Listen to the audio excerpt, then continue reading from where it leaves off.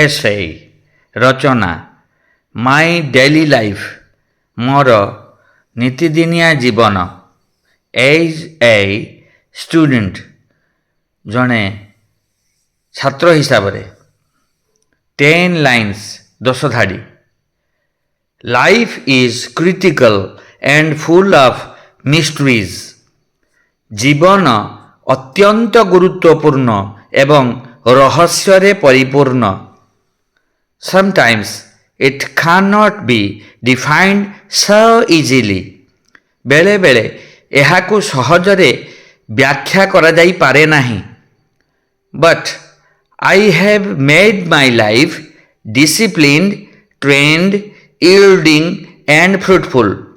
किंतु मो जीवन को श्रृंखलित प्रशिक्षित त्यागी एवं फलप्रद करिछि. I have tried to maintain a routine life to enjoy it till my last breath. मु शेष निश्वास पर्यंत एहाकु उपभोग करिबा पाई एक नियमित जीवन बजाय रखिबाकु चेष्टा करिछि. I get up before dawn, wash my hands and face and go for a morning walk. मु सकाळ हेबा पूर्वर उठी थाए हाथ मुह धोई थाए एवं सकाळ चाली रे जाए. I come back and take a rest for an hour, take a bath, worship gods and goddesses and sit to study. मु फेरी आसी गोटे घंटा विश्राम नहीं थाए, गाधोई थाए, देवदेवी को पूजा करी पढ़िबा को बसी थाए. At 10 a.m. I go to school and keep myself busy there to gain knowledge doing different activities. मु सकाळ 10टा रे विद्यालय को जाए एवं विभिन्न कार्यकलाप करी ज्ञान अर्जन करबा पई निजको सेठारे व्यस्त रखे. In the evening I complete my homeworks and keep myself busy with study until 9 p.m. संध्यारे मु मोर घर पाठ समापन करी राति 9टा पर्यंत निजको पढ़ारे व्यस्त रखे.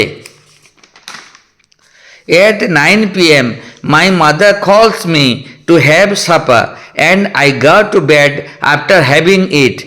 राति 9टारे मो माँ रात्रि भोजन पाई डाकंती एवं मु एहा खाई सारिबा परे सोइबा को जाए.